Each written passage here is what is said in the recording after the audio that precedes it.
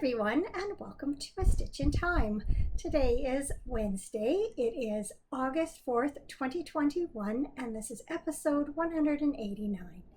My name is Carol. I am known as Knits and Pearls on Ravelry, and I'm coming to you from the Fraser Valley of British Columbia, where it has been hot and smoky for the past week or so, which is why I did not record last Friday as I had planned. I have been spending the vast majority of my time hunkered down in our family room downstairs, which is considerably cooler than the upper level of our house. But the lighting down there is not fantastic, and I always have to have a large, noisy fan going to keep it bearable. And unfortunately, those conditions are not exactly conducive to recording. However, I did not want another week to go by without putting out an episode, so I am upstairs here in my craft room, taking one for the team. I have a fan aimed directly at me. I've been noticing, you can probably see this little sheep blowing in the wind, and I'm hoping to get this done pretty quickly before the sun comes through the window to my left here. Fortunately, we are supposed to see a change in the weather starting tomorrow night. We're actually supposed to get some showers over the next few days, which will not only bring some lower temperatures, but should help clear out the remainder of the smoke. Our air quality is considerably better than it was over the weekend when we couldn't see our mountains at all. But we do still have a haze in the air, and no doubt you can hear my throat is a little froggy today. I think that's most likely due to the smoke, and also possibly to just the fact that we've had fans blowing non-stop for seems like forever. We did, about a week and a half ago, have the man who installed our furnace come over and look at pardon me, adding central air. Ironically, at the time that he installed the furnace, when we were doing some renovations, we had walls and ceilings open and such at the time, he asked us if we thought we'd ever want air conditioning, and we naively said no. But we really didn't expect that we were going to be seeing such high temperatures and for longer periods at a time than we've been used to in the past. We usually always get sort of just like one really bad week, and you kind of muddle through it and you're okay. But our heat waves are, as I say, hotter and lasting longer, and we've decided it's time to invest in that. Particularly now that I've been dealing with breathing issues, I've been keeping our windows closed all the time to keep as much of the smoke out as I can, and that makes the house just even more hot. It used to be close everything up in the day and then open the windows up at night and let fresh air through to, cool down and air out the house. But we just haven't been able to do that this go round. So yeah, that would it'd be nice. Don't know if it'll happen this year or not. He was concerned about finding supplies for it, both with COVID and with these wildfires. Definitely been having supply issues where I live, so we'll see. Even the idea of having it for next year is, something to look forward to. How have you all been? I hope you're well. I hope your weather is and air quality is better where you are. Have you been watching the Olympics at all? We've been spending most evenings watching the Olympics, both sitting down there in that family room. I can sort of take them or leave them. I prefer the Winter Olympics to the Summer Olympics, but Cameron really likes the Summer Olympics because he likes the track and field. He used to participate in track and field in high school, so he has quite an interest in those events, where I'd be just as happy watching something else, but it's the coolest place in the house, so that's where I'm spending my time. Okay, let's get into it, see if we can get this done pretty quickly. I have 3 projects to talk about this week. I've been doing a fair bit of knitting, sitting down there, because there's not a whole lot else I can do. First thing I'll show you are the socks I'm knitting out of this colorway of the Regia Arna Carlos design line Lofoten color series. This is color 3882 and it is Stamsund. I asked my brother-in-law how you pronounce it. I think he said something like Stamsund. That's my terrible Norwegian accent. He also gave me an idea of some of the other pronunciations for the other colorway names, but I don't remember them. I had thought that all of them were place names, but at least one is not. It's the red and yellow and blue one that I really like, that I'm going to knit after this one. I think the meaning of the colorway name was something like bright or multicolored or something to that effect. I can't remember. I'll have to remember to look it up when I go to knit those socks. In any case, here's one of them. My usual top-down vanilla sock, 2x2 ribbing. This time I wanted a traditional heel flap and gusset. I didn't really want to interrupt the striping, and I really didn't feel like doing a short row heel. So I dug up this very old Deep Stash Fildar preface. I got this when I used to work at the yarn shop many moons ago. This is color blanc, which is French for white, and its color number is 500236. Don't know if I said 2mm needle, my go-to for a normal fingering weight yarn when I'm doing socks. So I've got that far on that sock, and I've just a little bit less on the second sock. So these will be ready for the toes pretty soon. Possibly even by next episode they'll be done, which would be nice. I'm enjoying them, don't get me wrong, but I'm at the point where I'm ready to cast on something new. I'm feeling that actually quite a bit right now, because I've had some of these projects on the needles for a few weeks now, and I'm kind of itching for a new project. I am halfway through my, I want to call them squiggly gum, but no, my scribbly gum socks by Helen Stewart. In fact, I just Kitchenered the toe this morning, although I had finished the toe decreases last night. And I did cast on for the second sock. I haven't even joined it in the round yet, but I always like to get that cast on out of the way, because if I put it off, then I do end up with second sock syndrome. So I was just determined to kind of get these done, I guess, without the idea of a final or next pattern coming. This is the final pattern in the Handmade Sock Society by Helen Stewart. Did I say that already?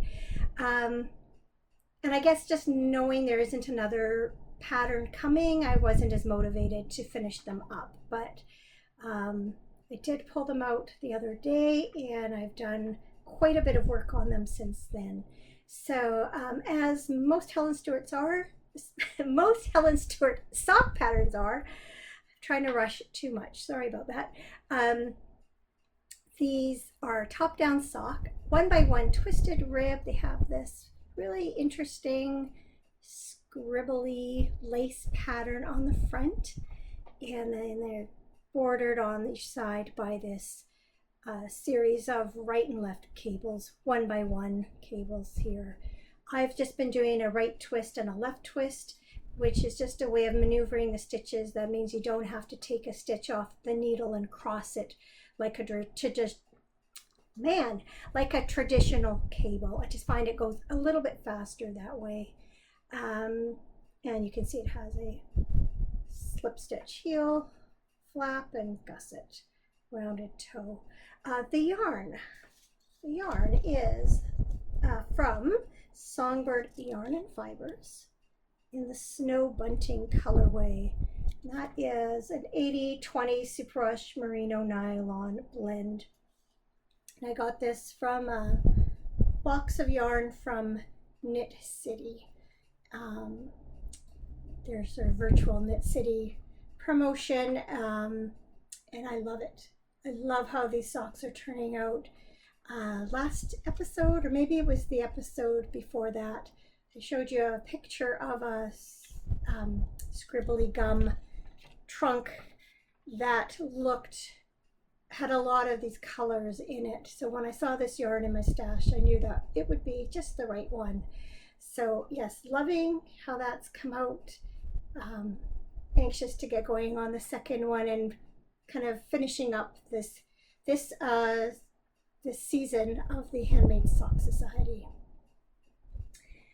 All right, one more project from Helen Stewart. This time it is from the Shawl Society, and it is the Wild Bees wrap. And I apologize for this terrible photocopy, but you get the idea. It starts out with this big square, and then you work out from the sides to make a rectangular wrap. I'm just gonna see.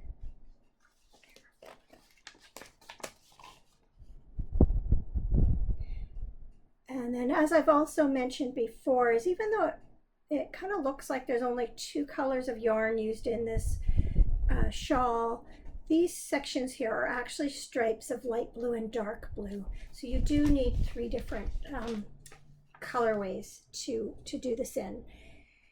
And I ended up choosing this, whoops, my Fitbit's strap is metallic, and it was sticking to the snaps, or not metallic, magnetic, sticking to my bag. This is a skein of yarn from Lichen and Lace. I know that's hard to read, it's quite faded. This is their 80/20 sock in the Daylily colorway. I paired that up with this skein of Tough Love sock from Sweet Georgia Yarns in the Rose Day colorway. As you can see, it's got all the same kind of colors going through it. There's the label for that. There you go. And then I also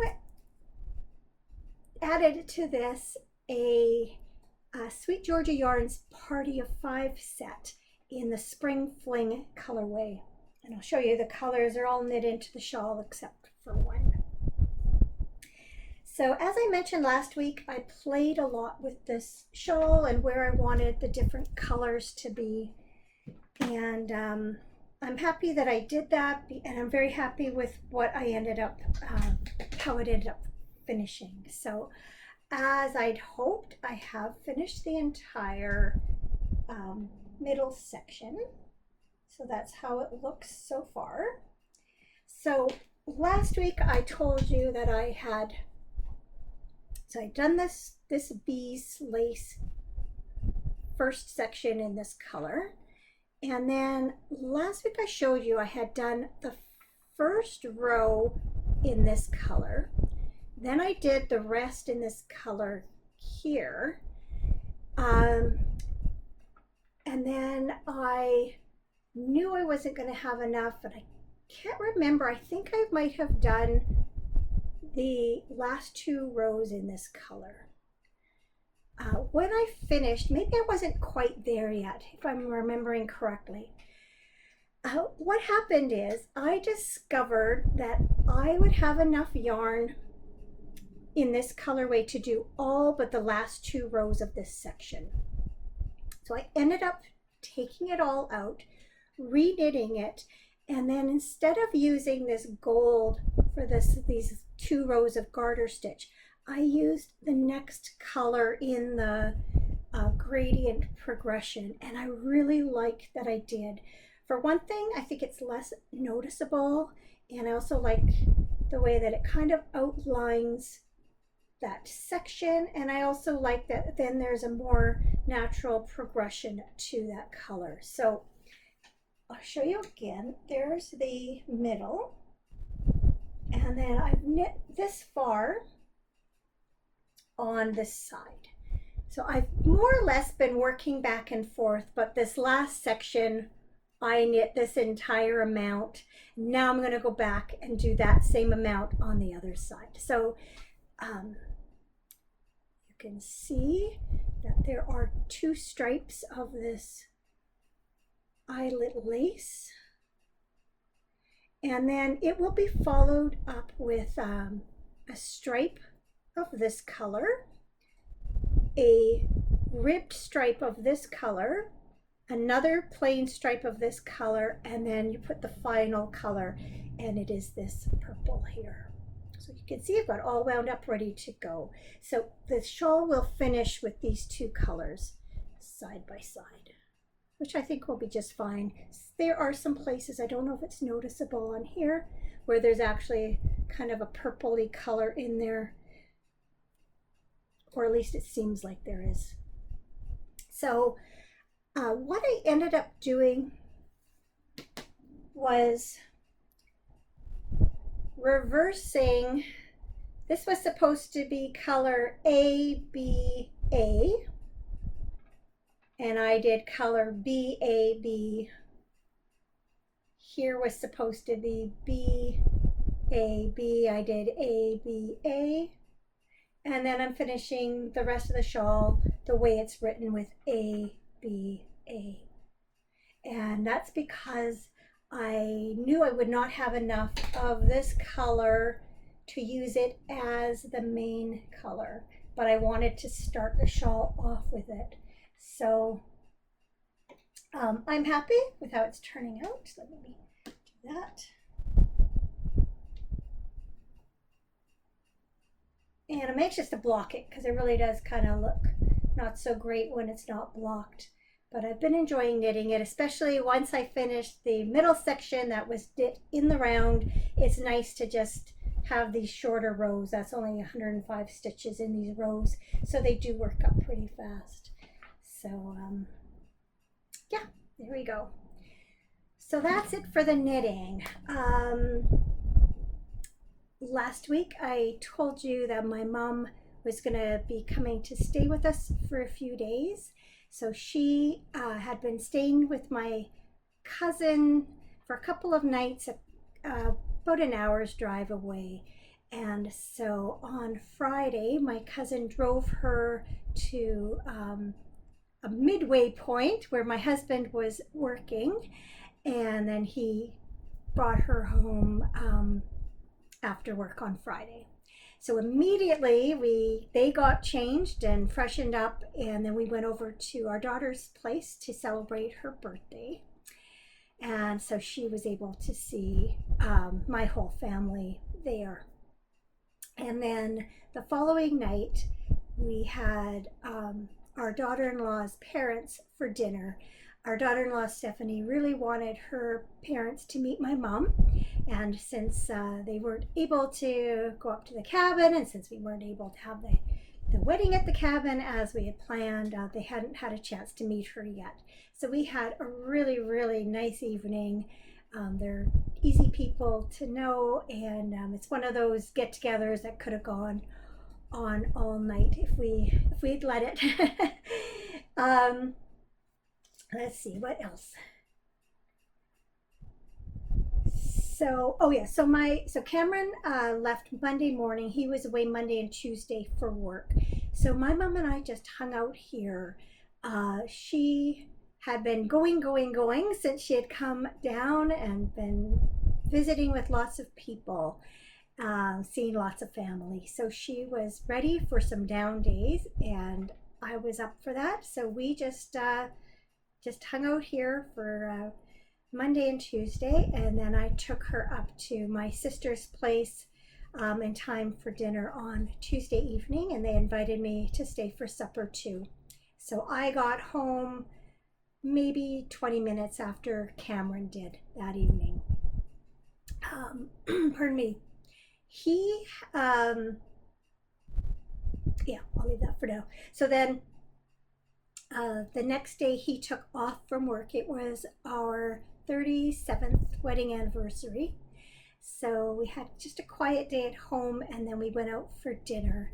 And we went to restaurant we had gone to for his birthday back in February. It's fairly new to our city, and it's just a really nice addition to our restaurants here.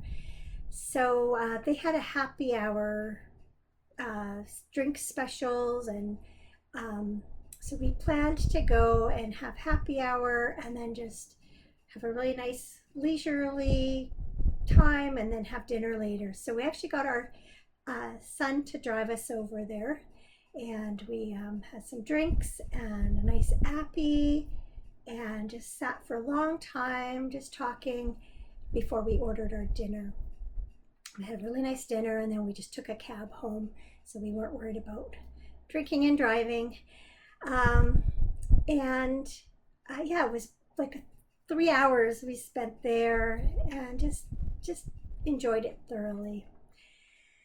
And then Cameron was off again Friday morning to go to town for work again. So he was gone Friday. Saturday, came home Saturday night. It was a long weekend here in British Columbia. So Monday was the holiday. So he had Sunday, Monday off before he had to head back to work this week. Again, didn't do a whole lot. We ended up watching the younger two grandkids for a couple hours on Saturday, and then our son Matt and his wife Stephanie just got a new bike, so they rode their bike over here. I think they got here just before our daughter and son-in-law came to pick up the kids, so they all had a visit here. I had just made some muffins, so we sat around and had a little visit with them before they headed home to spend the rest of their Sunday doing whatever they were doing. And then on Monday, one of my nieces and her family were coming out to our daughter's place. They hadn't seen each other since before the pandemic.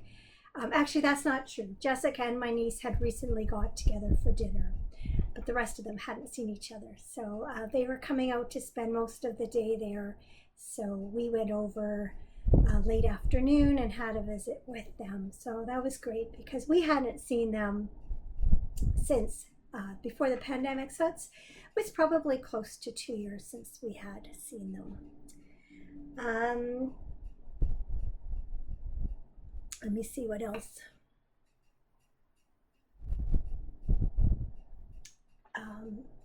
Yeah, I guess I talked about how hot and smoky it's been.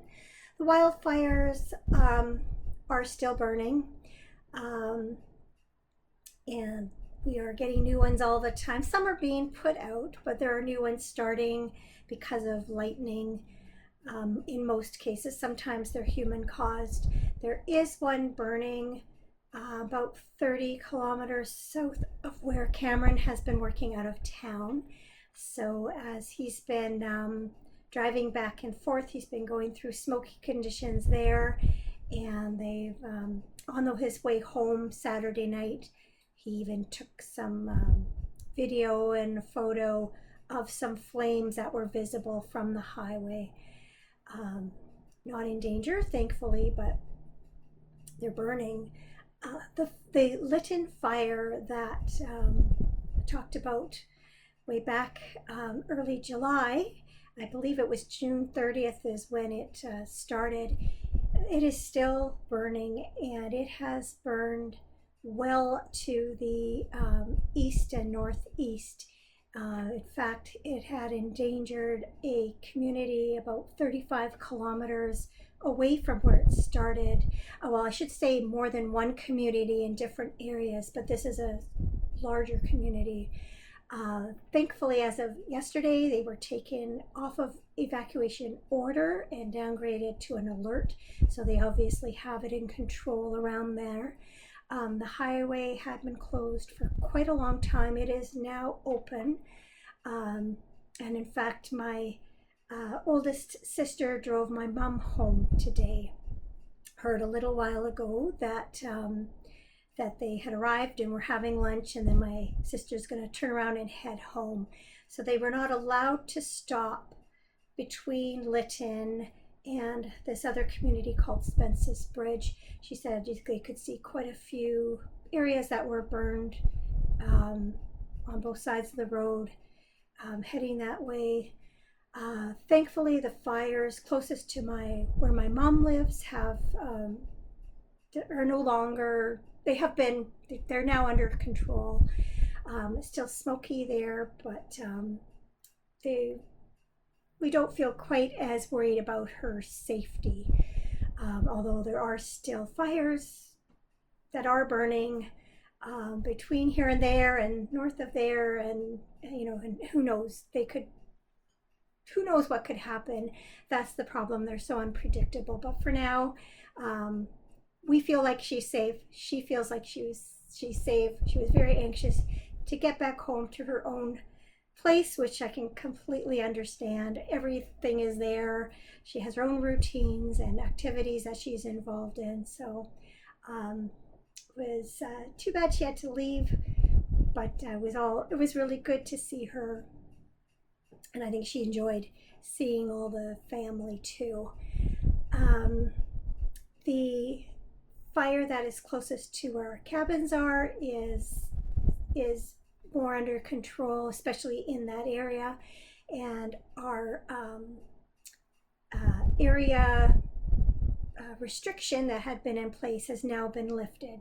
So now are we not only free to go to our cabin, we're able to leave the property. And the facilities at the lake that are close to us have been opened back up again, and so we can resume our normal activities, because quite often in the evening we'll go for a walk down to the lake. Some people like to go fishing or go swimming down there, and so it's nice that it's back to normal. I am waiting to see just how smoky it is out there, because I don't really want to spend much time outside if it is smoky. So I'm waiting to hear back from some people. My cousin and his family are heading up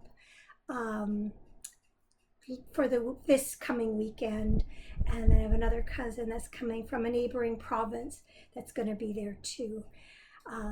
So yeah, I'll wait and see how it is. And if Cameron might end up working out of town a fair bit again, and if I find he's going to be away, I might just drive up and spend a few days and pick up my mom in town, and she can come stay out at the cabin with me. So we'll just see how the next few weeks play out.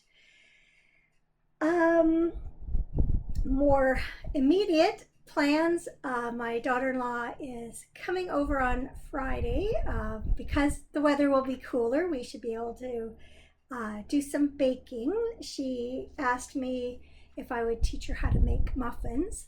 So she has a recipe that her mom makes that she really likes. So I'm going to teach her how to make muffins on Friday, and then I'm going to teach her how to knit, because she's very interested in learning. So hopefully that goes well, and that we give rise to a new knitter in the family. I'm always happy to spread my love of the craft, as you know. So I think initially I'll just start her off with a little square or something that can go fairly quickly, but she can get the hang of the knit stitch.